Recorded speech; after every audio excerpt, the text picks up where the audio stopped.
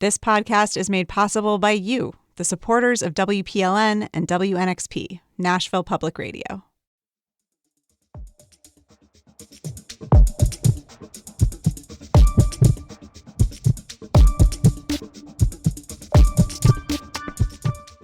It's Monday, December 30th, and I'm Cynthia Abrams, and you're listening to a special holiday edition of the Nashvillager podcast from Nashville Public Radio, WPLN News. We're nearing the end of 2024, and looking back, Nashville has had a pretty overwhelming year. In fact, Nashville has had an overwhelming few years. Just off the top of my head, I can think of a number of major changes and events, some devastating, others groundbreaking, that have rocked Middle Tennessee. In 2020, there was the Christmas Day bombing and a 62-day-long protest at the Legislative Plaza after the killing of George Floyd. Last year, there was the Covenant shooting in Green Hills, and more recently, Nashville elected its first majority female city council and passed a transit referendum, years in the making. Needless to say, it can all be a lot to process. When I'm feeling overwhelmed, I often find myself disappearing into books, usually fiction. It's where I go to escape and fall into stories that aren't so steeped in the honesty and sometimes brutality of everyday news stories. Fiction also provides a glimpse into other people's worlds and emotions, something that nonfiction works aren't always able to offer to the same effect. And I find it to be a helpful way to simply process the world. That's just one reason we try to highlight new fiction on our airwaves, particularly when the stories are of relevance to Middle Tennessee. This year, WPLN's power and equity reporter Miriam led the way on this front. She sat down with local writers like Betsy Phillips, Micaiah Johnson, Jeff Zentner, all of whom have been influenced in one way or another by Nashville and its history. I want to zero in on her conversations with the latter two, Johnson and Zentner. Both wrote fiction novels that were inspired by recent Nashville events. Let's start with Mariana's conversation with Johnson. Her debut novel, The Space Between Worlds, detailed an Earth wrecked by climate change, where the wealthy take refuge in a city with an artificial atmosphere, leaving behind the rest of the population to survive in the desert. Johnson returned to that world with a sequel called Those Beyond the Wall this year. She sat down with Mariana in March. Now, I'll confess, I am a big fan. I loved The Space Between Worlds. And when I saw in the acknowledgments that you were studying at Vanderbilt, I knew I had an excuse to talk to you. In this sequel, I was struck by how much of Nashville and the politics of the last few years made it into this novel. You start the book with a shout out to the People's Plaza, which was the 62-day protest at Legislative Plaza after the killing of George Floyd. Can you tell me about that experience and how it affected your writing? The People's Plaza is all over this book. I dedicate it to them because these were not just my friends, but we were in such intense situations together. We were in violent arrests together. There are so many experiences that we have had that nobody else can understand. You've been vocal about the moments of joy during the People's Plaza, and there's a similar thread in your novel in that those living outside the city have a much stronger sense of community and duty to take care of each other than those inside the city. How does that hope persist in the face of great violence? Joy for me is another word for community, right? And I think it's a lot to photograph, Black pain. There are photos of me being dragged down steps. There are photos of my friends being arrested and having knees on their necks and all of these things. And that's what I think is spectacular and people gravitate towards. But that is only fueled by those moments of dancing. And those are the moments where it's like, this is what it is all for. It is community. We hold each other up. And part of that has to do with an income difference. I feel like the further up you go on a power scheme or a power level, the more likely it is that you rely upon money to solve problems, right? If you need somebody to watch your kids, you pay for somebody. If you need new clothes, you buy them, all of these things. Whereas at the level in which, I am from, and many people at the Plaza were from, if you need to crash on a couch, it's your friend's couch. If you need somebody to watch your kids, it's somebody whose kids you've watched before. And it really, necessity breeds this community, and it really does breed this kind of love. In your novel, the city prides itself on appearing progressive, on caring about human and environmental rights, at least inside its walls. But we also meet a transgender woman who left the city for the desert because she found a more accepting community there. What inspired her story? It's very often easy for people to aim down, right?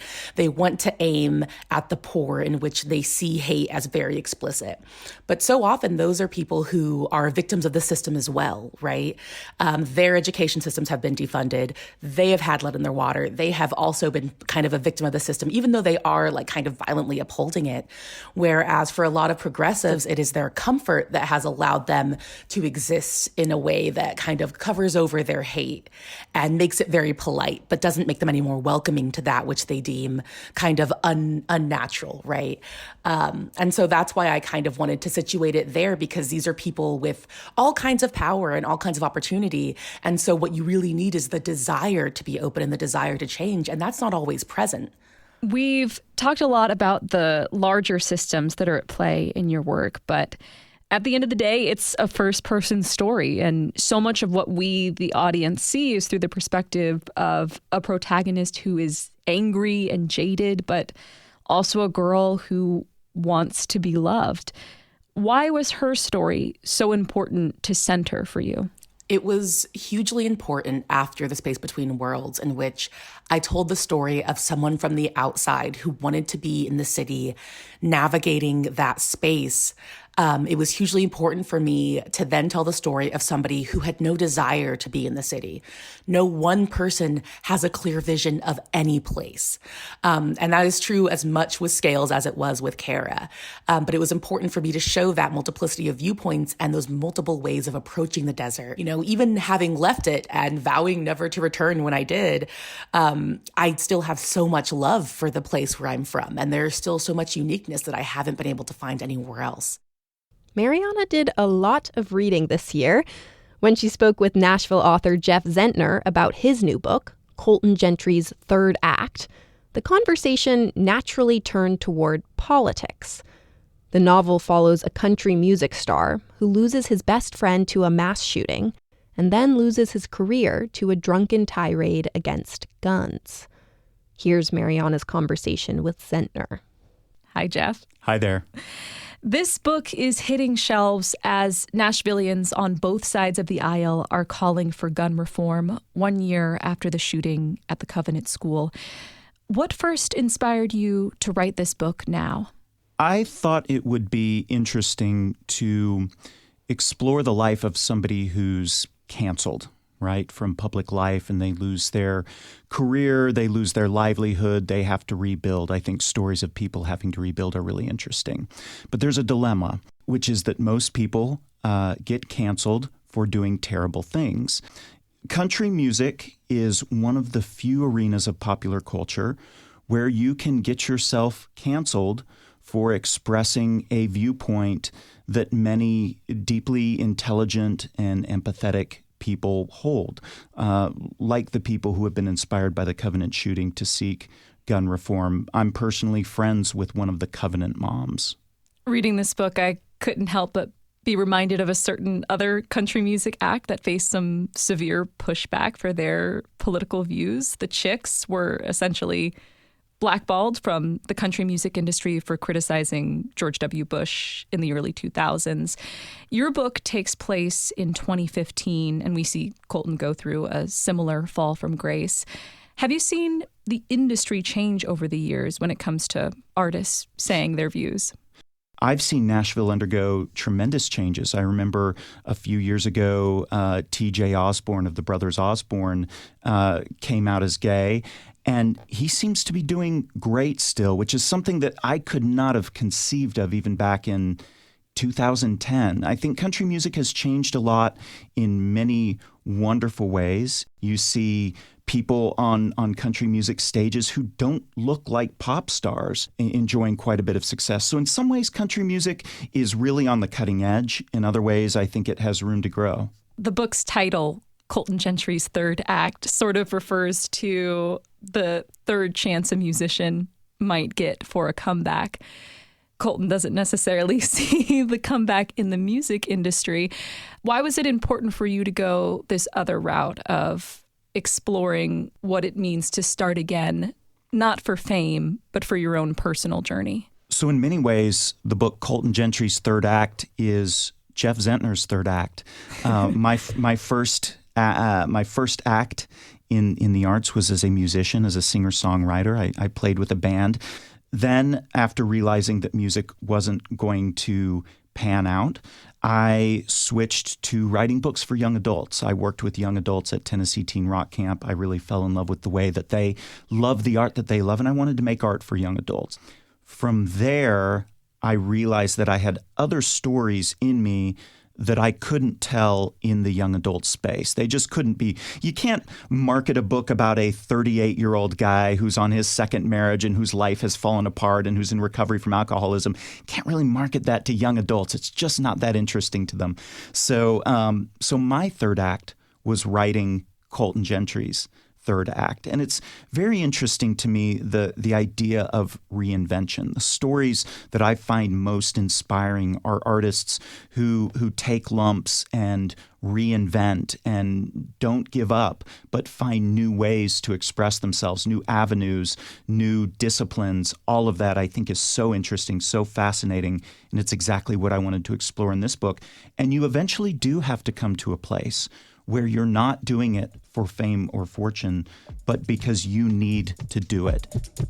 You can find more of WPLN's author interviews with writers like Tara Stringfellow, Destiny Birdsong, and Ann Patchett at WPLN.org.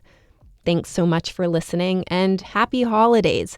Tomorrow we'll be back in your feed with another special holiday episode, which will mark the last Nashvillager podcast edition of 2024. We are so grateful to you for becoming Nashvillager listeners this year and hope to see you again as we march into 2025.